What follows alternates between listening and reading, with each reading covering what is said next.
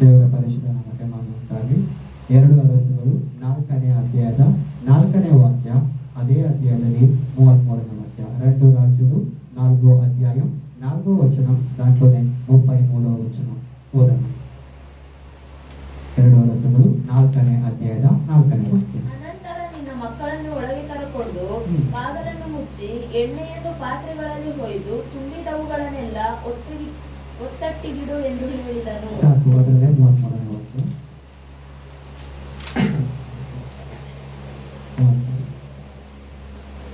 ಯಾರು ಒಳಗೆ ಬಾರದಂತೆ ಆ ಕೋಣೆಯ ಬಾಗಿಲನ್ನು ಮುಚ್ಚಿಕೊಂಡು ಯೆಹೋವನನ್ನು ಪ್ರಾರ್ಥಿಸಿದನು. ಸಾಕು, ಪ್ರಾರ್ಥನೆ ಮಾಡೋಣ. ನಾವೆಲ್ಲರೂ ಕಣ್ಣುಗಳ ಮುಚ್ಚಿ ಮುಂಜಾನೆ ಕಾಲದಲ್ಲಿ ಈ ಸಂದೇಶದ ಮುಖಾಂತರವಾಗಿ ದೇವರು ನಮ್ಮ ಸಂಗಡ ಮಾತನಾಡಿರುವುದಾಗಿ ನಾವು ಪ್ರಾರ್ಥನೆ ಮಾಡೋಣ.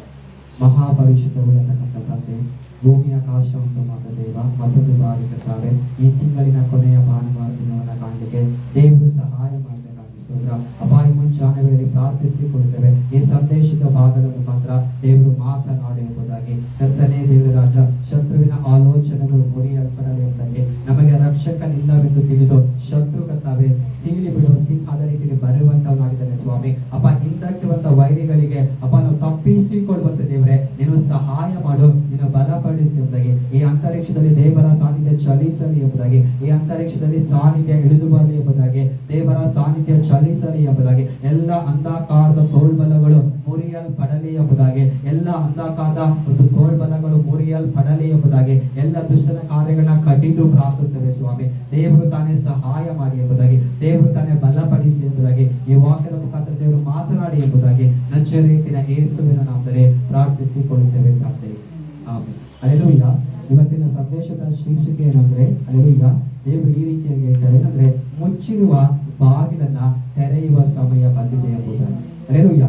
ನಮ್ಮ ಜೀವಿತದಲ್ಲಿ ಮುಚ್ಚಿರತಕ್ಕಂಥ ಬಾಗಿಲನ್ನ ತೆರೆಯುವಂತ ಸಮಯ ಬಂದಿದೆ. ಹಲ್ಲೆಲೂಯಾ. ಕಳೆದ 2 ತಿಂಗಳಿಂದ ಆಲೋಚನೆ ಮಾಡ್ತಾ ನೋಡುವಾಗ ದೇವರು ನಮ್ಗೆ ಏನಾಗಿದೆ ಅಂದ್ರೆ ಒಳ್ಳೊಳ್ಳೆ ಸಂದೇಶಗಳನ್ನ, ಒಳ್ಳೊಳ್ಳೆ ಶೀರ್ಷಿಕೆ ಇರತಕ್ಕಂಥ ಸಂದೇಶಗಳನ್ನ ಏನ್ ಮಾಡ್ತಿದ್ದಾರೆ, ನಮ್ಮ ಜೀವಿತವನ್ನ ಬಲಪಡಿಸಲಿಕ್ಕೆ ಅಂತ ಒಂದು ಸಂದೇಶವನ್ನೇ ಕೊಡ್ತಾ ಬರ್ತಾ ಇದ್ದಾರೆ. ಎಲ್ಲಿಂದ್ರೆ ಯೋಬನ ಚರಿತ್ರೆಯಿಂದ ಹಿಡಿದು ಆಲೋಚನೆ ಮಾಡುವಾಗ, ಪ್ರತಿಯೊಂದು ವಾರನೂ ಆಲೋಚನೆ ಮಾಡುವಾಗ ದೇವರು ನಮ್ಮ ಜೀವಿತಕ್ಕೆ ಒಂದು ನಮ್ಮನ್ನ ಬಲಪಡಿಸತಕ್ಕಂಥ ಒಂದು ಕಾರ್ಯ, ನಮ್ಮ ಜೀವಿತದಲ್ಲಿ ಅದನ್ನು ಹೊಸ ಕಾರ್ಯ ಮಾಡ್ತಾನೆ ಎಂಬುದಾಗಿ ಹೊಸ ಆಲೋಚನೆಗಳನ್ನ ದೇವರು ಹೇಳ್ತಾ ಬರ್ತಾ ಇದ್ದಾರೆ. ಆ ವಾಕ್ಯ ಏನಂದ್ರೆ ಸರಿ ಓದಿ, 2 ಅರಸುಗಳು 4ನೇ ಅಧ್ಯಾಯದ 4ನೇ ವಾಕ್ಯ. ಅನಂತರ ನಿನ್ನ ಮಕ್ಕಳನ್ನು ಒಳಗೆ ಕರೆಕೊಂಡು ಬಾಗಿಲನ್ನು ಮುಚ್ಚಿ ಎಣ್ಣೆಯನ್ನು ಪಾತ್ರೆಗಳಲ್ಲಿ ಹೊಯ್ದು ತುಂಬಿದವುಗಳನ್ನೆಲ್ಲ ಒತ್ತಟ್ಟಿಗಿಡು ಎಂದು ಹೇಳಿದನು. ಸಾಕು, ಹಲ್ಲೆಲೂಯಾ. 33ನೇ ವಾಕ್ಯದಲ್ಲಿ ನೋಡುವಂತ ಸಮಯದಲ್ಲಿ ಎಲೀಷಾ ಪ್ರವಾದಿಯವರು ಏನ್ ಮಾಡ್ತಾರೆ ಅಂತಂದ್ರೆ, ಆ ಹುಡುಗನನ್ನ ಒಳಗಡೆ ಇರತಕ್ಕಂತ ಹುಡುಗನನ್ನ ಏನ್ ಮಾಡ್ತಾರೆ ಅಂತಂದ್ರೆ, ಹಲ್ಲೆಲೂಯಾ, ಹುಡುಗನೊಟ್ಟಿಗೆ ಏನ್ ಮಾಡ್ತಾರೆ ಅಂದ್ರೆ ಅವರು ಬಾಗಿಲನ್ನ ಮುಚ್ಚಿ ಯೆಹೋವನನ್ನ ಏನ್ ಮಾಡಿದ್ದಾರೆ, ಎಲೀಷಾ ಪ್ರವಾದಿಯವರು ಏನ್ ಮಾಡಿದ್ದಾರೆ, ದೇವರನ್ನ ಪ್ರಾರ್ಥಿಸಿದ್ದಾರೆ ಅಂತ ವಾಕ್ಯ ಇರುತ್ತೆ. ಹಲ್ಲೆಲೂಯಾ. ಇವತ್ತು ಈ ಸಂದೇಶವನ್ನ ನೀವು ಗಮನಿಸ್ತಾ ಬಂದ್ರೆ ಪರಿಶುದ್ಧಾತ್ಮ ದೇವರು ಏನೋ ನಿಮ್ಮ ಸಂಗಡ ಅದನ್ನು ಮಾತನಾಡಲಿಕ್ಕೆ ಬಯಸುವಂತ ದೇವರಾಗಿದ್ದಾರೆ. ಈ 2 ವಾಕ್ಯದಲ್ಲಿ ಒಂದು ವಿಷಯ ಸಾಮಾನ್ಯವಾಗಿ ನಮಗೆ ಕಾಣಿಸ್ತದೆ. ಅದೇನು ಅಂತಂದ್ರೆ, ಹಲ್ಲೆಲೂಯಾ, ಬಾಗಿಲನ್ನ ಮುಚ್ಚಿದವು ಎಂಬುದಾಗಿ. 2 ವಾಕ್ಯವನ್ನು ಓದುವಂತ ಸಮಯದಲ್ಲೂ ಕೂಡ ನಮಗೆ ಸಾಮಾನ್ಯವಾಗಿ ಅರ್ಥ ಆಗತಕ್ಕಂಥ ವಿಷಯ ಏನಂತಂದ್ರೆ, ಬಾಗಿಲನ್ನ ಅವ್ರೇನ್ ಮಾಡ್ತಾರೆ ಅಂತಂದ್ರೆ ಮುಚ್ಚುವಂತವರಾಗಿದ್ರು. ಒಬ್ರು ಬಾಗಿಲನ್ನ ಮುಚ್ಚಿ ಏನ್ ಮಾಡಿದರೆ ಇದ್ದಂತ ಎಣ್ಣೆನ ಉಯ್ಯುವಂತವರಾದ್ರು, ಇನ್ನೊಬ್ರು ಬಾಗಿಲನ್ನ ಮುಚ್ಚಿ ಪ್ರಾರ್ಥನೆಯನ್ನ ಮಾಡುವಂತವರಾದ್ರು ಎಂಬುದಾಗಿ. ಮುಂಚಾನ ವೇಳೆಯಲ್ಲಿ ದೇವರು ನಮ್ಗೆ ಹೇಳ್ತಾ ಬರ್ತಿರತಕ್ಕಂಥ ವಿಷಯ ಏನಂತಂದ್ರೆ, ಈ ಸಮಯ ಅನ್ನತಕ್ಕಂಥದ್ದು, ಈಗಿರತಕ್ಕಂಥ ಈ ಒಂದು ಸಮಯ ಅನ್ನೋದು ಮುಚ್ಚಿರತಕ್ಕಂಥ ಬಾಗಿಲುಗಳನ್ನ ತೆರೆಯುವಂತ ಸಮಯ ಆಗಿದೆ. ಅದು ಹೇಗೆ ಅಂತಂದ್ರೆ, ಯಾರು ಪ್ರಾರ್ಥನೆಗೋಸ್ಕರ ತಮ್ಮ ಜೀವಿತದಲ್ಲಿ ಬಾಗಿಲನ್ನ ಮುಚ್ಚಿ, ಹಲ್ಲೆಲೂಯಾ, ನಿನ್ನ ಬಾಗಿಲನ್ನ ಮುಚ್ಚಿ ನಿನ್ನ ಅಂತರಂಗದಲ್ಲಿ ತಂದೆಗೆ ಪ್ರಾರ್ಥನೆ ಮಾಡುವಂತ ವಾಕ್ಯ ಹೇಳುತ್ತಲ್ಲ, ಆ ಪ್ರಕಾರವಾಗಿ ಯಾರು ತಮ್ಮ ಜೀವಿತದಲ್ಲಿ ಬಾಗಿಲನ್ನ ಮುಚ್ಚಿ ಪ್ರಾರ್ಥನೆ ಮಾಡ್ತಾ ಬರ್ತಾ ಇದ್ದಾರೋ ಅವರ ಜೀವಿತದಲ್ಲಿ ದೇವರು ಮುಚ್ಚಿರತಕ್ಕಂತ ಒಂದು ಬಾಗಿಲನ್ನ ಏನ್ ಮಾಡ್ತಾರೆ ಅಂದ್ರೆ ದೇವರು ತೆರೆಯತಕ್ಕಂತ ದೇವರು ಆಗಿದ್ದಾರೆ. ಈ 4ನೇ ಅಧ್ಯಾಯ ಒಂದು ಚಿಕ್ಕ ಅಧ್ಯಾಯದಲ್ಲಿ ನೋಡುವಂತ ಸಮಯದಲ್ಲಿ ವಾಕ್ಯದಲ್ಲಿ ಹೇಳುತ್ತೆ, 2 ಸ್ಥಳಗಳು ಏನಾಗಿದೆ ಅಂತಂದ್ರೆ ಬಾಗಿಲನ್ನ ಮುಚ್ಚಿದ್ದಾರೆ ಅಂತ ಸತ್ಯವೇದ ಹೇಳುತ್ತೆ. ಇವತ್ತು ದೇವರು ನಮ್ಗೆ ಹೇಳ್ತಾ ಬರ್ತಾರೆ, ನಮ್ಮ ಜೀವಿತದಲ್ಲಿ ಯಾವ ವಿಷಯದಲ್ಲಿ ಬಾಗಿಲು ಮುಚ್ಚಲ್ಪಟ್ಟಿದ್ಯೋ ಅದನ್ನ ದೇವರು ಏನ್ ಮಾಡ್ತಾರೆ ಅಂತಂದ್ರೆ ಅದನ್ನು ತೆರೆಯತಕ್ಕಂತ ಒಂದು ದೇವರು ಆಗಿದ್ದಾರೆ. ಅದೇ 2 ಅರಸುಗಳು 4ನೇ ಅಧ್ಯಾಯದ 1ನೇ ವಾಕ್ಯ ನೋಡಿ. 2 ರಾಜರು 4 ಅಧ್ಯಾಯ 1 ವಚನ. 2 ರಾಜರು 4 ಅಧ್ಯಾಯ 1 ವಚನ. ಒಂದು ದಿವಸ ಸಹಸ ಪ್ರವಾದಿ ಮಂಡಳಿಯವರೆಲ್ಲೊಬ್ಬನ ಹೆಂಡತಿಯು ಎಲೀಷನ ಹತ್ತಿರ ಬಂದು ಅವನಿಗೆ, ನಿನ್ನ ಸೇವಕನಾದ ನನ್ನ ಗಂಡನು ಮರಣ ಹೊಂದಿದನು, ಅವನು ಯೆಹೋವನಲ್ಲಿ ಭಯಭಕ್ತಿಯುಳ್ಳವನಾಗಿದ್ದನೆಂಬುದು ನಿಮಗೆ ಗೊತ್ತುಂಟಲ್ಲ. ಸಾಲ ಕೊಟ್ಟವನು ನನ್ನ 2 ಮಕ್ಕಳನ್ನು ದಾಸರನ್ನಾಗಿ ತೆಗೆದುಕೊಂಡು ಹೋಗುವುದಕ್ಕೆ ಬಂದಿದ್ದಾನೆ ಎಂದು ಮೊರೆಯಿಟ್ಟಳು. ಸಾಕು. ಹಾಲೆಲೂಯ. ಈ ವಾಕ್ಯ ಓದುವಾಗ ನಮ್ಗೇನು ಅರ್ಥ ಆಗುತ್ತೆ ಅಂತಂದ್ರೆ, ಇವಾಗ ಆ ಮನೆ ಅನ್ನತಕ್ಕಂಥದ್ದು ಯಾರ ಒಂದು ಮನೆ ಆಗಿದೆ ಅಂತಂದ್ರೆ, ದೇವರ ರಾಜ್ಯಕ್ಕೋಸ್ಕರ ಕಷ್ಟಪಟ್ಟಿರತಕ್ಕಂಥ ಒಂದು ಸೇವಕನ ಮನೆ ಎಂಬುದಾಗಿ ಸತ್ಯವೇದ ನಮ್ಗೆ ತಿಳಿಯಪಡಿಸುತ್ತೆ. ಅಲ್ಲೆಲೂಯ್ಯ. ಆ ಸೇವಕನು ದೇವರಿಗೋಸ್ಕರ ಹಗಲು ರಾತ್ರಿ ಕಷ್ಟಪಟ್ಟು ಇವಾಗ ಏನಾಗಿದೆ ಅಂತಂದ್ರೆ, ತನ್ನ ಕೆಲಸವನ್ನ ಮುಗಿಸಿ ಆ ವ್ಯಕ್ತಿ ಏನ್ ಮಾಡ್ತಾನೆ, ದೇವರ ರಾಜ್ಯಕ್ಕೆ ಹೋಗಿರತಕ್ಕಂಥ ಒಂದು ಸೇವಕನ ಮನೆ ಈಗ ಏನಾಗಿದೆ ಅಂತಂದ್ರೆ, ಹಣಕಾಸಿನ ವಿಷಯದಲ್ಲಿ ಅವ್ರು ಏನ್ ಮಾಡಿದಾರೆ ಅಂತಂದ್ರೆ ಸಿಕ್ಕಿ ಹಾಕಿಕೊಂಡವರಾಗಿದ್ದಾರೆ. ಅದಕ್ಕೆ ಅವ್ರು ಏನ್ ಮಾಡಿದ್ದಾರೆ, ಅವರ ಹೆಂಡತಿ ಪ್ರವಾದಿಯ ಬಳಿಗೆ ಬಂದು ಇದಕ್ಕೆ ಆಲೋಚನೆ ಏನು ಅಥವಾ ಇದಕ್ಕೆ ಪರಿಹಾರ ಏನು ಎಂಬುದಾಗಿ ಅವ್ರು ಏನ್ ಮಾಡ್ತಾರೆ, ಕೇಳತಕ್ಕಂಥವ್ರಾಗಿದ್ದಾರೆ. ಅಲ್ಲೆಲೂಯ್ಯ. ಅವಾಗಿನ ಕಾಲಘಟ್ಟ ಎಂತದ್ದು ಅಂತಂದ್ರೆ, ಅವಾಗಿನ ಕಾಲಘಟ್ಟದಲ್ಲಿ ಜೀವಿಸಿದವರಿಗೆ ಗೊತ್ತು, ಒಬ್ಬ ವ್ಯಕ್ತಿ ಏನಾದ್ರೂ ಸಾಲ ಮಾಡಿದ್ರೆ ಆ ಸಾಲವನ್ನ ಅವ್ರಿಗೆ ತೀರಿಸಕ್ ಆಗಿಲ್ಲ ಅಂತಂದ್ರೆ ಏನ್ ಮಾಡ್ತಾರೆ ಅಂತಂದ್ರೆ, ಸತ್ಯವೇದದ ಪ್ರಕಾರ, ಸತ್ಯವೇದದ ಒಂದು ಅಡಿಸ್ಥಾನದ ಪ್ರಕಾರವಾಗಿ ಒಬ್ಬ ವ್ಯಕ್ತಿ ಸಾಲವನ್ನ ಕೊಟ್ಟು ತೀರಿಸಿದ್ರೆ ಅವರಲ್ಲಿ ಇರತಕ್ಕಂಥ ಮಕ್ಕಳನ್ನ ತೆಗೆದುಕೊಂಡು ಹೋಗಿ 6 ವರ್ಷಗಳ ಕಾಲ ಏನ್ ಮಾಡ್ಬೋದು, ಅವ್ರು ಯಾವ ಕೆಲಸ ಮಾಡಕ್ ಬೇಕಾದ್ರೂ ಏನ್ ಮಾಡ್ಬೋದು, ಅವ್ರನ್ನ ಸೇರಿಸ್ಕೊಳ್ಬೇಕು. ಯಾವ ಕೆಲಸ ಬೇಕಾದ್ರೂ ಅವ್ರಿಗೆ ಕೊಡ್ಬೋದು. ಯಾಕಂತಂದ್ರೆ ಇವರು ಸಾಲವನ್ನ ತೆಗೆದುಕೊಂಡಿದ್ದಾರೆ, ಆದ್ರೆ ಮತ್ತೆ ಏನ್ ಮಾಡಿದ್ರೆ ಅವ್ರ ಕೈಯಲ್ಲಿ ಸಾಲವನ್ನ ತೀರ್ಸಕ್ಕಾಗಿಲ್ಲ. ಅದಕ್ಕೋಸ್ಕರ ಈ ಮನೇಲಿ ಇರತಕ್ಕಂಥ ಯಾರಾದ್ರೂ ಒಬ್ಬರು ನಾವೇನ್ ಮಾಡ್ತೀವಿ, ಅವ್ರನ್ನ ಜೀತದ ಆಳುಗಳಾಗಿ ಏನ್ ಮಾಡ್ತೀವಿ, ತೆಗೆದುಕೊಂಡು ಹೋಗಿ 6 ವರ್ಷಗಳ ಕಾಲ ಅವರ ಕೈಯಲ್ಲಿ ನಮ್ಗೆ ಇಷ್ಟ ಬಂದ ಕೆಲಸವನ್ನ ಮಾಡಿಸಿಕೊಡ್ತೀವಿ ಎಂಬುದಾಗಿ ಅವಾಗಿನ ಕಾಲಘಟ್ಟದಲ್ಲಿ ನಾವು ಇವತ್ತು 30 ವರ್ಷಗಳ ಹಿಂದೆ ಆಲೋಚನೆ ನೋಡುವಂತ ಸಮಯದಲ್ಲಿ ಅನೇಕ ಜನರು ಮಧ್ಯಮ ವರ್ಗದವರಿಗಿಂತ ಬಡವರ ಒಂದು ಜೀವಿತವನ್ನು ಆಲೋಚನೆ ಮಾಡುವಾಗ ತುಂಬಾ ಜನರು ಹೇಳ್ತಾರೆ, ನಮ್ಮ ಮನೇಲಿ ಮಕ್ಕಳು ಜಾಸ್ತಿ ಇರೋ ಕಾರಣ ಏನಾಯ್ತಂದ್ರೆ, ಕೆಲವರು ನಮ್ಮ ಜೀವಿತದಲ್ಲಿ ಸಾಲ ಹೆಚ್ಚಾಗಿರೋದ್ರಿಂದ ನಮ್ಮ ಮಕ್ಕಳು ಬೇರೆಯವರ ಮನೇಲಿ ಏನ್ ಮಾಡಿದ್ರು ಅಂತಂದ್ರೆ ಜೀತದ ಹಾಳಾಗಿ ಕೆಲಸ ಮಾಡಿ ಬಂದಿದ್ದಾರೆ ಅಂತಾಗೆ ಅನೇಕ ಜನರು ಏನ್ ಮಾಡ್ತಾರೆ ಈ ವಿಷಯವನ್ನ ಹೇಳುವಂತವರಾಗಿದ್ದಾರೆ. ಅಲ್ಲೆಲೂಯ್ಯ. ಇದರಲ್ಲಿ ನಾವು ಈಗ ಏನ್ ಆಲೋಚನೆ ಮಾಡ್ಬೇಕು ಅಂತಂದ್ರೆ, ಆ ದೇವರ ಸೇವಕರು ಭೂಮಿಯಲ್ಲಿ ಬದುಕಿರೋ ತನಕ ಏನಿತ್ತು ಅಂತಂದ್ರೆ, ಭೂಮಿಯಲ್ಲಿ ಆ ವ್ಯಕ್ತಿ ಬದುಕಿರೋ ತನಕ ಸಾಲ ಇತ್ತು, ಇರ್ಲಿಲ್ಲ ಅಂತ ಹೇಳಿಲ್ಲ. ಆ ಮನೇಲಿ ಕಷ್ಟ ಇತ್ತು, ಆ ಮನೇಲಿ ಎಲ್ಲ ಇತ್ತು. ಆದ್ರೆ ಏನು ಅದರಲ್ಲಿ ವಿಶೇಷತೆ ಏನು ಅಂತಂದ್ರೆ, ಆ ವ್ಯಕ್ತಿ ಬದುಕಿರೋ ತನಕ ಸಾಲಗಾರರು ಮನೆ ಹತ್ರ ಬಂದಿಲ್ಲ ಎಂಬುದಾಗಿ ಇದು ವಿಷಯ. ಅಲ್ಲೆಲೂಯ್ಯ. ಆ ದೇವರ ಸೇವಕರು ಅದಕ್ಕೆ ಅರ್ಥನಂದ್ರೆ, ಯಾರು ಪ್ರಾರ್ಥನೆ ಮಾಡುವವರು ಮನೆಯಲ್ಲಿ ಇರ್ತಾರೋ ಅವರ ಜೀವಿತದಲ್ಲಿ ಕಷ್ಟಗಳಿದ್ರು, ಸಮಸ್ಯೆಗಳಿದ್ರು, ಆದ್ರೆ ಅದು ಅಷ್ಟೊಂದು ತೀವ್ರತೆಯಾಗಿ ಅವರ ಜೀವಿತವನ್ನ ಕಾರ್ಯ ಮಾಡ್ಲಿಕ್ಕೆ ಬರೋದಿಲ್ಲ ಎಂಬುದಾಗಿ. ಅಲ್ಲೆಲೂಯ್ಯ. ಆಲೋಚನೆ ಮಾಡಿ ನೋಡಿ, ಆ ವ್ಯಕ್ತಿ ಬದುಕಿದಾಗ್ಲೂ, ಆ ದೇವರ ಸೇವಕರು ಬದುಕಿದಾಗ್ಲೂ ಏನಾಗಿತ್ತು, ಸಾಲ ಇತ್ತು, ಕಷ್ಟ ಇತ್ತು, ಎಲ್ಲ ಇತ್ತು. ಆದ್ರೆ ಸಾಲಗಾರರು ಏನ್ ಮಾಡಿಲ್ಲ ಅಂತಂದ್ರೆ ಮನೆಯ ಬಳಿಗೆ ಬರ್ಲಿಲ್ಲ ಎಂಬುದಾಗಿ. ಕಾರಣ ಏನಂತಂದ್ರೆ, ದೇವರಿಗೋಸ್ಕರ ನಿಂತಿರುವಂತವನು ಒಬ್ಬ ವ್ಯಕ್ತಿ ಮನೇಲಿರುವಾಗ ಸಮಸ್ಯೆ ಅವರನ್ನ ಮುಟ್ಟೋದಿಕ್ಕೆ, ಅವರ ಹತ್ತಿರಕ್ಕೆ ಬರೋದಿಕ್ಕೆ ದೇವರು ಬಿಟ್ಟು ಕೊಡೋದಿಲ್ಲ ಎಂಬುದಾಗಿ. ಯಾವಾಗ ಆ ವ್ಯಕ್ತಿ ದೇವರ ರಾಜ್ಯಕ್ಕೆ ತೆಗೆದುಕೊಳ್ಳಲ್ಪಡ್ತಾರೋ ಅದಾದ್ಮೇಲೆ ಸಮಸ್ಯೆ ಹೆಚ್ಚಾಗಿ ತೀವ್ರವಾಗಿ ಅವರ ಮೇಲೆ ಏನಾಗಿದೆ ಅಂತಂದ್ರೆ ಬರುವಂತದ್ದಾಗಿದೆ. ಅದಕ್ಕೆ ಮುಂಜಾನೆ ಕಾಲ ಸಮಯದಲ್ಲಿ ದೇವರು ನಮ್ಗೆ ಆಲೋಚನೆ ಹೇಳುವಂತವರಾಗಿದ್ರೆ, ಪ್ರಾರ್ಥನೆ ಮಾಡುವವರು ಇರುವ ತನಕ, ಪ್ರಾರ್ಥನೆ ಮಾಡತಕ್ಕಂಥ ವ್ಯಕ್ತಿ ಇರೋ ತನಕ ಆ ಸಮಸ್ಯೆಗಳು ಆ ಕುಟುಂಬವನ್ನ, ಆ ಮನೆಯನ್ನ, ಆ ಮಕ್ಕಳನ್ನ, ಅಲ್ಲೆಲೂಯ್ಯ, ಆ ಒಂದು ಜೀವಿತವನ್ನ ಮುಟ್ಟಲಿಕ್ಕೆ ದೇವರು ಬಿಡೋದಿಲ್ಲ ಎಂಬುದಾಗಿ. ನೀವು ಪ್ರಾರ್ಥನೆ ಮಾಡುವಂತವರಾಗಿದ್ರೆ ಖಂಡಿತವಾಗಿ ನಿಮ್ಮ ಜೀವಿತಕ್ಕೆ ಏನಾಗಲ್ಲ ಅಂತಂದ್ರೆ, ಸಮಸ್ಯೆಗಳಿದ್ರು ಕೂಡ ಅದು ಬಂದು ನಿಮ್ಮನ್ನ ಏನ್ ಮಾಡೋದಕ್ಕೆ ಆಗೋದಿಲ್ಲ, ನಿಮ್ಮನ್ನ ಸಂಕಷ್ಟದ ಪರಿಸ್ಥಿತಿಗೆ ಸಿಕ್ಕಿ ಹಾಕಿಕೊಳ್ಳಿಕ್ಕೆ ಬಿಡುವುದಿಲ್ಲ ಎಂಬುದಾಗಿ. ಯಾವಾಗ ಪ್ರಾರ್ಥನೆ ಮಾಡತಕ್ಕಂಥ ಮನುಷ್ಯನು ಏನಾಗಿದ್ದಾರೆ ಅಂತಂದ್ರೆ ದೇವರ ರಾಜ್ಯಕ್ಕೆ ಆ ವ್ಯಕ್ತಿ ತೆಗೆದುಕೊಳ್ಳಲ್ಪಡ್ತಾ ಇದ್ರೆ, ಆ ತೆಗೆದುಕೊಳ್ಳಲ್ಪಟ್ಟಾಗ ಸಾಲಗಾರರು ಬಂದು ಮನೆಯ ಮುಂದೆಗಡೆ ನಿಲ್ಲುವಂತವರಾಗಿದ್ದಾರೆ. ಅದಕ್ಕೆ ನಾವು ಪ್ರಾರ್ಥನೆ ಮಾಡುವಾಗ ಖಂಡಿತವಾಗಿಯೂ ದೇವರು ಏನ್ ಮಾಡ್ತಾರೆ ಅಂತಂದ್ರೆ, ಇಂಥ ವಿಷಯಗಳಿಂದ ಹೊರಗಡೆ ಬರ್ಲಿಕ್ಕೆ ದೇವರು ಸಹಾಯ ಮಾಡ್ತಾರೆ. ಇಂಥ ವಿಷಯಗಳಲ್ಲಿ ಸಿಕ್ಕಿ ಹಾಕಿಕೊಳ್ಳದ ಹಾಗೆ ದೇವರು ನಮ್ಗೆ ಕೃಪೆನ ಅನುಗ್ರಹಿಸ್ತಾರೆ ಎಂಬುದಾಗಿ. ಅದೇ 2 ವರ್ಷಗಳು 4ನೇ ಅಧ್ಯಾಯದ 3-4 ವಾಕ್ಯ ಓದಿ. ಅದೇ 2 ರಾಜರು 4 ಅಧ್ಯಾಯ 3-4 ವಚನ, 3-4 ವಾಕ್ಯ ಓದಿ. ಆಗ ಎಲೀಷನು ಆಕೆಗೆ ಹೋಗಿ, ನಿನ್ನ ನೆರೆಯವರಿಂದ ಸಿಕ್ಕುವಷ್ಟು ಬರೀ ಪಾತ್ರೆಗಳನ್ನು ತೆಗೆದುಕೊಂಡು ಬಾ, ಅನಂತರ ನಿನ್ನ ಮಕ್ಕಳನ್ನು ಒಳಗೆ ಕರಕೊಂಡು ಬಾಗಲನ್ನು ಮುಚ್ಚಿ ಎಣ್ಣೆಯನ್ನು ಪಾತ್ರೆಗಳಲ್ಲಿ ಒಯ್ದು ತುಂಬಿದವುಗಳನ್ನೆಲ್ಲ ಒತ್ತಟ್ಟಿಗಿಡು ಎಂದು ಹೇಳಿದನು. ಆಕೆಯು ಹೋಗಿ ಮಕ್ಕಳನ್ನು ಒಳಗೆ ಕರಕೊಂಡು ಬಾಗಲನ್ನು ಮುಚ್ಚಿ ಅವರು ಮುಂದಿಟ್ಟ ಪಾತ್ರೆಗಳಲ್ಲೆಲ್ಲ ಎಣ್ಣೆ ಹೊಯ್ದಳು. ಸಾಕು. ಹಲ್ಲೆಲೂಯಾ. ಹೇಳ್ತಾರೆ, ನಿನ್ನ ಜನರಿಂದ ಪ್ರವಾದಿ ಒಂದು ಆಲೋಚನೆ ಹೇಳುವಂತಂದ್ರೆ, ನಿನ್ನ ಜನರಿಂದ ಸಿಕ್ಕುವಷ್ಟು ಪಾತ್ರೆಗಳನ್ನ ತೆಗೆದುಕೊಂಡು ನೀನೇನ್ ಮಾಡ್ಬೇಕಂತಂದ್ರೆ ನೀನು ನಿನ್ನ ಮಕ್ಕಳು ಏನ್ ಮಾಡ್ಬೇಕು, ಮನೆ ಒಳಗಡೆ ಹೋಗ್ಬೇಕೆಂಬುದಾಗಿ. ಆ ಸ್ತ್ರೀ ಹೇಳ್ತಾ ಇದ್ದಾರೆ ಏನಂತಂದ್ರೆ, ಪ್ರವಾದಿ ಅವರೇ, ಮನೆಯ ಬಾಗಿಲಲ್ಲಿ ಏನಾಗಿದ್ದಾರೆ ಅಂತಂದ್ರೆ ಸಾಲಗಾರರು ಬಂದು ನಿಂತಿದ್ದಾರೆ, ಮನೆಯ ಬಾಗಿಲಲ್ಲಿ ಏನಿದೆ ಅಂತಂದ್ರೆ ಸಮಸ್ಯೆಗಳು ಬಂದು ನಿಂತಿದೆ ಎಂಬುದಾಗಿ. ಅದಕ್ಕೆ ಪ್ರವಾದಿಯವರು ಹೇಳ್ತಿದ್ದಾರೆ ಏನಂತಂದ್ರೆ, ಮನೆಯ ಬಾಗಿಲಲ್ಲಿ ಸಮಸ್ಯೆ ಇರ್ಬೋದು, ಮನೆಯ ಹೊರಗಡೆ ಸಾಲಗಾರರು ಬಂದು ನಿಂತಿರ್ಬೋದು, ಆದ್ರೆ ನೀನೇನ್ ಮಾಡುವಂತಂದ್ರೆ ಜನರಿಂದ ಸಿಕ್ಕತಕ್ಕಂತ ಒಂದು ಪಾತ್ರನ ಏನ್ ಮಾಡು, ಎಷ್ಟು ಸಾಧ್ಯನೋ ಅಷ್ಟು ಪಾತ್ರೆಗಳನ್ನ ನೀನು ಕೂಡಿಸಿಕೊಂಡು ಏನ್ ಮಾಡು, ಪಾತ್ರೆಗಳನ್ನ ತೆಗೆದುಕೊಂಡು ನೀನು ಮತ್ತೆ ನಿನ್ನ ಮಕ್ಕಳು ಒಳಗಡೆ ಹೋಗಿ ಬಾಗಿಲನ್ನ ಮುಚ್ಚಿಕೋ ಎಂಬುದಾಗಿ. ಅಲ್ಲೆಲೂಯ್ಯ.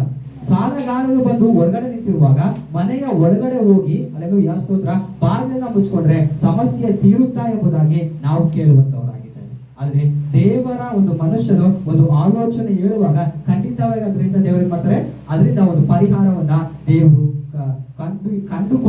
ಕಂಡುಹಿಡಿಯುವಂತಕ್ಕಂಥ ಒಂದು ದೇವರಾದ್ರೆ ಆ ಸಮಸ್ಯೆಗೆ ಪರಿಹಾರವನ್ನ ದೇವರು ಕೊಡುವಂತವ್ರು. ನೀವು ನೋಡುವಂತ ಸಮಯದಲ್ಲಿ ಅವರು ಜನರಿಂದ ಎಷ್ಟು ಸಾಧ್ಯನೋ ಅಷ್ಟು ಪಾತ್ರಗಳನ್ನ ಏನ್ ಮಾಡ್ತಿದ್ದಾರೆ, ಅವರು ತೆಗೆದುಕೊಂಡು ಏನ್ ಮಾಡ್ತಿದ್ದಾರೆ ಅಂದ್ರೆ ಅವರು ಒಳಗಡೆ ಹೋಗುವಂತವರಾಗಿದ್ದಾರೆ. ವಾಕ್ಯ ಹೇಳುತ್ತೆ, ಒಳಗಡೆ ಹೋಗುವಾಗ ಅವರು ಶೂನ್ಯವಾಗಿರತಕ್ಕಂಥ ಒಂದು ಜೀವಿತದಲ್ಲಿ ಅಲ್ಲೆಲೂಯ್ಯ ಬರಿದಾದಂತ ಪಾತ್ರಗಳನ್ನ ತೆಗೆದುಕೊಂಡು ಅವರು ಒಳಗಡೆ ಹೋಗುವಂತವರಾಗಿದ್ದಾರೆ. ಒಳಗಡೆ ಹೋಗಿ ಅಲ್ಲಿರತಕ್ಕಂಥ ಎಣ್ಣೆನ ಉಯ್ಯುವಾಗ ಏನಾಗುತ್ತೆ ಅಂತಂದ್ರೆ ಅವರ ಜೀವಿತದಲ್ಲಿ ಆ ಎಣ್ಣೆಯಲ್ಲಿ ಒಂದು ಅದ್ಭುತವನ್ನ ಕಾಣುವಂತವರಾಗಿದ್ದಾರೆ. ದೇವರಿಗೆ ಮಾರ್ಗದರ್ಶನ.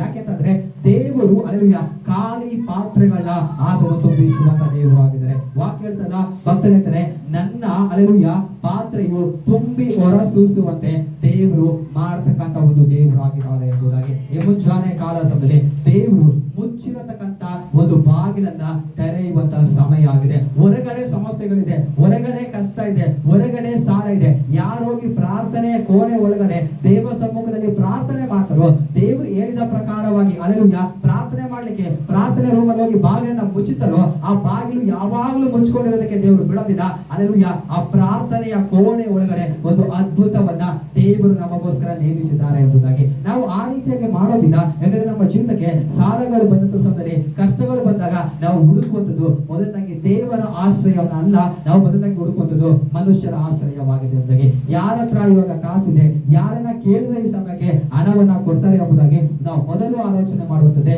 ಮೊದಲು ಹೋಗುತ್ತದೆ ಮನುಷ್ಯರ ಬಳಿಗೆ ಆಗಿದೆ. ಅಲ್ಲೆಲೂಯ್ಯ. ನಾವು ಮೊದಲು ಮನುಷ್ಯರ ಬಳಿಗೆ ಹೋಗೋಕ್ಕಿಂತ ಅಲ್ಲೆಲೂಯ್ಯ ಈ ಪ್ರವಾದಿಯ ಒಂದು ಆಲೋಚನೆ ಕೇಳಿ ಆ ಸ್ತ್ರೀ ಅಲ್ಲೆಲೂಯ್ಯ ಒಂದು ದೇವರ ಸೇವಕನ ಹೆಂಡತಿ ಹೋಗಿ ಅಲ್ಲಿರತಕ್ಕಂಥ ಎಲ್ಲಾ ಪಾತ್ರೆಗಳನ್ನ ಮಕ್ಕಳಿಗೆ ಕೂಡಿಸಿಕೊಂಡು ಬರ್ಲಿಕ್ಕೆ ಹೇಳಿ ಹೋಗಿ ಒಳಗಡೆ ಬಾಗಿಲನ್ನ ಮುಚ್ಚಿ ಪ್ರಾರ್ಥನೆ ಮಾಡುವಾಗ ಖಂಡಿತವಾಗಿಯೂ ಶೂನ್ಯವಾಗಿದಂತ ಒಂದು ಜೀವಿತದಲ್ಲಿ ದೇವರು ಏನ್ ಮಾಡ್ತಿದ್ದಾರೆ ಅಂತಂದ್ರೆ ಅಲ್ಲೆಲೂಯ್ಯ ಖಾಲಿ ಪಾತ್ರೆಗಳನ್ನ ದೇವರು ತುಂಬಿಸಿ ಕೊಡುವಂತವರಾಗಿದ್ದಾರೆ. ಈ ಮುಂಚಾನೆಗಳಲ್ಲಿ ದೇವರು ನಮಗೆ ಇರ್ತಕ್ಕಂಥ ಆಲೋಚನೆ ಈ ರೀತಿಯಾಗಿದೆ. ಈ ಸ್ತ್ರೀಯ ರೀತಿಯಲ್ಲಿ ಯಾರು ಹೋಗಿ ಅಲ್ಲೆಲೂಯ್ಯ ತಮ್ಮ ಜೀವಿತದಲ್ಲಿ ಪ್ರಾರ್ಥನೆ ಮಾಡ್ಲಿಕ್ಕೆ ತನ್ನ ಕೋಣೆಗೆ ಹೋಗಿ ಬಾಗಿಲನ್ನ ಮುಚ್ಚುತ್ತಾರೋ, ಆ ಬಾಗಿಲನ್ನ ಮುಚ್ಚಿದವರು ಶೂನ್ಯವಾಗಿ ಅದೇ ರೀತಿಯಾಗಿ ಬರಿಗೈಯಿಂದ ಬರೋದಿಲ್ಲ. ಖಂಡಿತವಾಗಿಯೂ ಪ್ರಾರ್ಥನೆಗಳಿಗೆ ಉತ್ತರವನ್ನ ಕಂಡುಕೊಂಡು ಬರ್ತಾರೆ ಎಂಬುದಾಗಿ. ಬಾಗಿಲನ್ನ ಮುಚ್ಚಲಿಕ್ಕೆ ದೇವರು ಹೇಳಿರೋದು ನಿಜನೇ ಆಗಿದ್ರೆ ಆ ಬಾಗಿಲನ್ನ ತೆರೀಲಿಕ್ಕೆ ಒಂದು ಸಮಯವನ್ನ ದೇವರು ಇಟ್ಟಿದ್ದಾರೆ. ಆ ಬಾಗಿಲನ್ನ ತೆರೆದು ಅವರು ಆಚೆಗಡೆ ಬರುವಾಗ ಅಲ್ಲೆಲೂಯ್ಯ ಬರಿಗೈಯಿಂದ ಅವರು ಬರುವಂತದ್ದಲ್ಲ,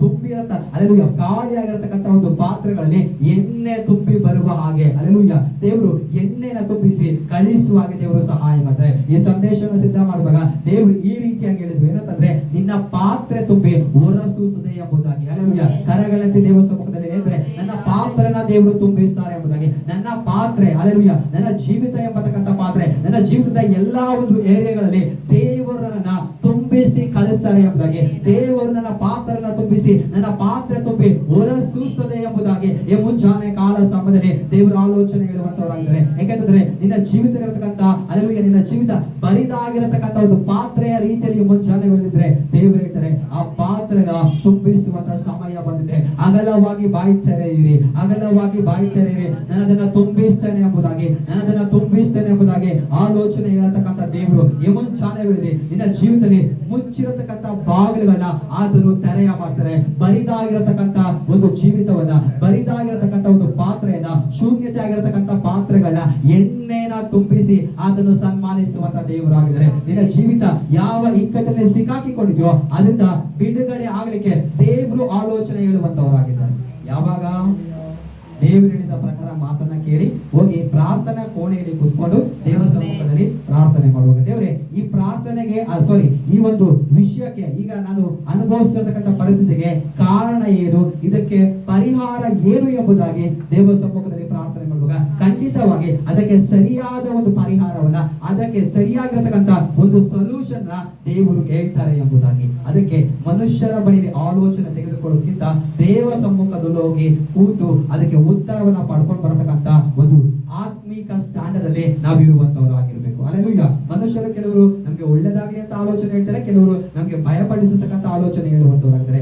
ಆದ್ರೆ ಮನುಷ್ಯರ ಆಲೋಚನೆ ಒಳ್ಳೆದೆ, ಅದಕ್ಕಿಂತ ಹೆಚ್ಚಾಗಿ ದೇವರಿಂದ ಆಲೋಚನೆ ಕೇಳುವಂತ ಸಮಯದಲ್ಲಿ ಖಂಡಿತವಾಗಿಯೂ ನಮ್ಮ ಜೀವಿತಕ್ಕೆ ಬೇಕಾದ ಸರಿಯಾದ ಮಾರ್ಗವನ್ನ, ಸರಿಯಾದ ದಾರಿಯನ್ನ ಆತನು ತಿಳಿಯಪಡಿಸುವಂತ ದೇವರಾಗಿದ್ದಾರೆ ಎಂಬುದಾಗಿ. ಅದಕ್ಕೆ ಮುಂಚಾನೆ ದೇವರು ಹೇಳ್ತಾರೆ, ನೀವು ಹೋಗಿ ದೇವರ ಸಮ್ಮುಖದಲ್ಲಿ ಆಲೋಚನೆ ಕೇಳಿ ಬರತಕ್ಕಂಥವರಾಗಿ ಪ್ರಾರ್ಥನೆ ಮಾಡಿ ಉತ್ತರವನ್ನು ಹೊಂದಿಕೊಂಡು ಬರತಕ್ಕಂತ ಒಂದು ರೀತಿಯಲ್ಲಿ ನಾವು ಇರುವಂತವರಾಗಿರ್ಬೇಕು. ಅಂತ ಒಂದು ಆತ್ಮಿಕ ಜೀವಿತ ನಮಗಿರ್ಬೇಕು. ಆ ಪ್ರಾರ್ಥನೆಯ ಒಂದು ಕೋಣೆ ಒಳಗಿರತಕ್ಕಂತ ಪ್ರಾರ್ಥನೆಯ ಅನುಭವ ನಮ್ಮ ಜೀವಿತಕ್ಕೆ ಇರಬೇಕು. ಯುದ್ಧಗಳನ್ನ ಗೆಲ್ಬೇಕು ಅಂದ್ರೆ, ದೇವರಿಂದ ಆಲೋಚನೆಗಳು ಬರ್ಬೇಕಂದ್ರೆ 5 ನಿಮಿಷ 10 ನಿಮಿಷ ಪ್ರಾರ್ಥನೆ ಮಾಡಿದ್ರೆ ಖಂಡಿತವಾಗಿಯೂ ಸಾಕಾಗುದಿಲ್ಲ. ಪ್ರಾರ್ಥನೆ ಕೋಣೆ ಒಳಗಡೆ ಗಂಟೆಗಟ್ಟಲೆ ಕೂತು ಪ್ರಾರ್ಥನೆ ಮಾಡಿ ದೇವರಿಂದ ಉತ್ತರವನ್ನ ಕೇಳಿಕೊಂಡು ಬರತಕ್ಕಂತವ್ರು ನಾವಾಗಿರ್ಬೇಕು.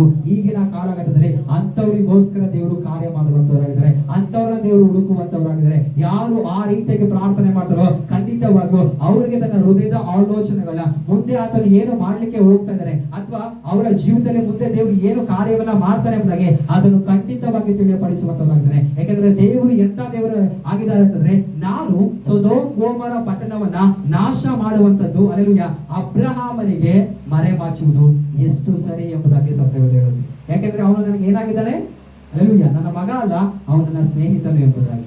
ಒಂದು ಅಲ್ಲೆಲೂಯ್ಯ ದೇವರ ಮಾತನ್ನ ಕೇಳಿ ದೇವರ ಚಿತ್ತವಿಲ್ಲದೆ ಜೀವಿಸ್ತಾ ಇರುವಂತವನು, ದೇವರ ಕರೆಯುವಿಕೆ ಆ ವ್ಯಕ್ತಿಯ ಮೇಲೆ ಬಂದಾಗ ದೇವರು ಹೇಳಿದ ಪ್ರಕಾರ ವಿಧೇಯವಾಗಿ ದೇವರು ಹೇಳಿದಂತ ಒಂದು ಸ್ಥಳಕ್ಕೆ ಅವನು ನಡೀಲಿಕ್ಕೆ ಯಾವಾಗ ಆ ವ್ಯಕ್ತಿ ಪ್ರಾರಂಭ ಮಾಡ್ತಾರೋ ಅವಾಗಲೇ ದೇವರು ನಿರ್ಧಾರ ಮಾಡ್ತಾರೆ, ಇವನು ನನ್ನ ಸ್ನೇಹಿತನು ಎಂಬುದಾಗಿ. ಈ ವ್ಯಕ್ತಿಗೆ ನಾನು ಸೊದೋಮ್ ಗೊಮೋರ ಪಟ್ಟಣವನ್ನ ನಾಶ ಮಾಡುವಂತದನ್ನ ಹೇಳ್ತಾ ಇರೋದು ಹೇಗೆ ಎಂಬುದಾಗಿ. ಅಂದ್ರೆ ಅಬ್ರಹಾಮ್ಗೆ ಮತ್ತೆ ದೇವರಿಗೆ ಎಂತ ಒಂದು ಬಿಡಿಸಲಾಗದಿರತಕ್ಕಂತ ಒಂದು ಬಂಧ ಇದೆ ಎಂಬುದಾಗಿ. ಅಂದ್ರೆ ಅವರಿಬ್ರು ಯಾವ ರೀತಿಯ ಒಂದು ಸ್ನೇಹಿತರು, ಇಬ್ರು ಒಳ್ಳೆಯ ಸ್ನೇಹಿತರನ್ನ ಆಲೋಚನೆ ಮಾಡುವಾಗ ಅವರು ಅಷ್ಟೇ ಅವರ ಮಧ್ಯದಲ್ಲಿ ಯಾವುದೇ ಒಂದು ಏನಿರೋದಿಲ್ಲ ಅಂತಂದ್ರೆ ಮುಚ್ಚಿಡುವಂಥದ್ದು ಅಥವಾ ಬಚ್ಚಿಡುವಂಥದ್ದು, ಒಬ್ಬರಿಗೊಬ್ಬರಿಗೆ ಒಂದು ವಿಷಯ ಗೊತ್ತಿದಿರುವಂಥದ್ದು ಯಾವುದೇನಾಗಲ್ಲ ಅಲ್ಲಿ ಇರೋದಿಲ್ಲ. ಒಂದು ಒಳ್ಳೆಯ ಸ್ನೇಹಿತರು ಏನ್ ಮಾಡ್ತಾರೆ, ಇವರ ಜೀವಿತದಲ್ಲಿ ಏನಿರುತ್ತೋ ಎಲ್ಲ ವಿಷಯ ಅವ್ರಿಗೂ ಗೊತ್ತಿರುತ್ತೆ, ಅವರ ಜೀವಿತದಲ್ಲಿ ಇರತಕ್ಕಂಥ ಎಲ್ಲ ಒಂದು ವಿಷಯ ಇವ್ರಿಗೂ ಗೊತ್ತಿರುತ್ತೆ. ಅಬ್ರಹಾಮನ ಜೀವಿತದಲ್ಲಿ ನೋಡುವಾಗ ದೇವರೇ ಅಲ್ಲಿ ಆ ಮಾತನ್ನ ಹೇಳುವಂತವರಾಗಿದ್ದಾರೆ. ಅಬ್ರಹಾಮ್ ಹೇಳಲ್ಲ, ದೇವರೇ ಹೇಳುವಂತವರಾಗಿದ್ದಾರೆ. ನಾನು ಸೊದೋಮ್ ಗೊಮೋರ ಪಟ್ಟಣವನ್ನ ನಾಶ ಮಾಡುವಂತದ್ರ ಅಬ್ರಹಾಮನಿಗೆ ಏನಿರುವಂತದ್ದು ಹೇಗೆ ಎಂಬುದಾಗಿ. ಹಾಗಿದ್ರೆ ಆ ಮನುಷ್ಯ ದೇವರ ಸ್ನೇಹಿತರ ಎಂಬುದಾಗಿ, ಆ ಸ್ನೇಹದ ವಿಷಯದಲ್ಲಿ ಎಷ್ಟು ಒಂದು ನಂಬಿಕಸ್ಥರಾಗಿ ನಿಂತಿದ್ದಾರೆ ಎಂಬುದಾಗಿ ನಾವು ಆಲೋಚನೆ ಮಾಡಬೇಕು. ಆ ರೀತಿಯಾದಂತಹ ಒಂದು ಸಂಬಂಧ ನಮ್ಮ ಜೀವನದಲ್ಲಿ ಪರಿಶುದ್ಧಾತ್ಮ ದೇವರೊಟ್ಟಿಗೆ ಆ ರೀತಿಯಾದಂತಹ ಒಂದು ಸಂಬಂಧ ಉಂಟಾಗಲಿ ಅಂತ ನಾವು ಪ್ರಾರ್ಥನೆ ಮಾಡುವಾಗ ಖಂಡಿತವಾಗಿಯೂ ದೇವರು ನೇಮಿಸಿರತಕ್ಕಂಥ ಯಾವುದೇ ಒಂದು ಕಾರ್ಯವಾಗಲಿ ಚಿಕ್ಕದಲ್ಲಿ ನಾವು ನಂಬಿಕಸ್ಥರಾಗಿದ್ರೆ ಖಂಡಿತವಾಗಿ ಅದನ್ನ ಏನ್ ಹೇಳ್ತಾನೆ, ದೊಡ್ಡ ಕಾರ್ಯದಲ್ಲಿ ಆತ ನಮ್ಮನ್ನ ನೇಮಿಸುವಂತ ದೇವರಾಗಿದ್ದಾನೆ. ಅದಕ್ಕೆ ಮುಂಚಾನೆ ದೇವರು ಹೇಳ್ತಾರೆ, ಪ್ರಾರ್ಥನೆ ಕೋಣೆಯ ಒಂದು ಅನುಭವ ಇರಬೇಕು. ಪ್ರಾರ್ಥನೆಯ ಕೋಣೆ ಒಳಗಡೆ ಹೋಗಿ ಪ್ರಾರ್ಥನೆ ಮಾಡಿ ಗಂಟೆಗಟ್ಟಲೆ ದೇವರ ಸಮ್ಮುಖದಲ್ಲಿ ಕೂತು ಪ್ರಾರ್ಥನೆ ಮಾಡಿ ದೇವರ ಸಾನ್ನಿಧ್ಯವನ್ನು ಹೊಂದಿಕೊಂಡು ಬರುವಂತ ಒಂದು ಜೀವಿತ ನಮಗೆ ಉಂಟಾಗೋದಾದ್ರೆ ಖಂಡಿತವಾಗಿಯೂ ಯಾವುದೇ ಶತ್ರು ಇವರಿಗೆ ರಕ್ಷಕನಿಲ್ಲ ಎಂಬುದಾಗಿ ಬಂದು ಸಿಂಹದ ರೀತಿಯಲ್ಲಿ ಸೀಳಿ ಬಿಟ್ಟಿಗೆ ದೇವರು ಅವಕಾಶವನ್ನ ಕೊಡ್ತಿಲ್ಲ. ಯಾಕೆ ಕೊಡೋದಿಲ್ಲ ಅಂತಂದ್ರೆ ಸತ್ಯವೇದ ಹೇಳುತ್ತೆ, ಆತನು 91ನೇ ಕೀರ್ತನೆಯಲ್ಲಿ ಹೇಳಿದ ಹಾಗೆ ಏನಂದ್ರೆ, ಸರ್ವಶಕ್ತನಾದ ದೇವರ ಆಶ್ರಯದಲ್ಲಿ ನಾನು ಅತ್ಯುನ್ನತನಾದ ದೇವರ ಮರೆಯಲಿದ್ದೇನೆ, ಸರ್ವಶಕ್ತನ ಆಶ್ರಯದಲ್ಲಿ ನಾನು ಏನಾಗಿದ್ದೇನೆ, ಸುರಕ್ಷಿತನಾಗಿದ್ದೇನೆ ಎಂಬುದಾಗಿ ವಾಕ್ಯ ಹೇಳುತ್ತೆ. ಯಾಕಂದ್ರೆ ದೇವರು ಹೇಳಿದ ಪ್ರಕಾರವಾಗಿ ಯಾರು ಜೀವಿಸ್ತಾರೋ ಅವರು ಇಷ್ಟ ಬಂದಾಗ ನಡೀಲಿಕ್ಕೆ ದೇವರು ಬಿಡೋದಿಲ್ಲ. ಅವ್ರನ್ನ ತನ್ನ ಸುರಕ್ಷಿತವಾಗಿರತಕ್ಕಂತ ದೇವರ ಸೀಕ್ರೆಟ್ ಪ್ಲೇಸ್ ಅಲ್ಲಿ ದೇವರು ಏನ್ ಮಾಡ್ತಾರಂತೆ, ಅವ್ರನ್ನ ಭದ್ರಪಡಿಸ್ತಾರೆ ಎಂಬುದಾಗಿ ಸತ್ಯವೇದ ಹೇಳುತ್ತೆ. ಆ ಪ್ರಕಾರವಾಗಿ ದೇವರ ಒಂದು ಸೀಕ್ರೆಟ್ ಪ್ಲೇಸ್ ಅಲ್ಲಿ ನಮ್ಮ ಜೀವಿತ ಇರಬೇಕು, ನಮ್ಮ ಕುಟುಂಬ ಇರಬೇಕು ಎಂಬುದಾಗಿ ದೇವರು ಹೇಳಿದ ಪ್ರಕಾರ ನಾವು ಜೀವಿಸುವಾಗ ಆ ಪ್ರಾರ್ಥನೆಯ ಕೋಣಿನ ಅನುಭವ ನಮ್ಮ ಜೀವಿತದಲ್ಲಿ ಇರುವಾಗ ಖಂಡಿತವಾಗಿಯೂ ದೇವರು ನಮ್ಮ ಜೀವಿತದಲ್ಲಿ ಕೊರತೆಗಳನ್ನ ನೀಗಿಸುವಂತವರಾಗಿದ್ದಾರೆ, ನಮಗೆ ಸುರಕ್ಷತೆ ಆಗಿ ದೇವರು ನಮ್ಮನ್ನ ದಾರಿ ನಡೆಸುವಂತವರಾಗಿದ್ದಾರೆ. ಯೋಹಾನ ಸುವಾರ್ತೆ 20ನೇ ಅಧ್ಯಾಯದ 19ನೇ ವಾಕ್ಯ.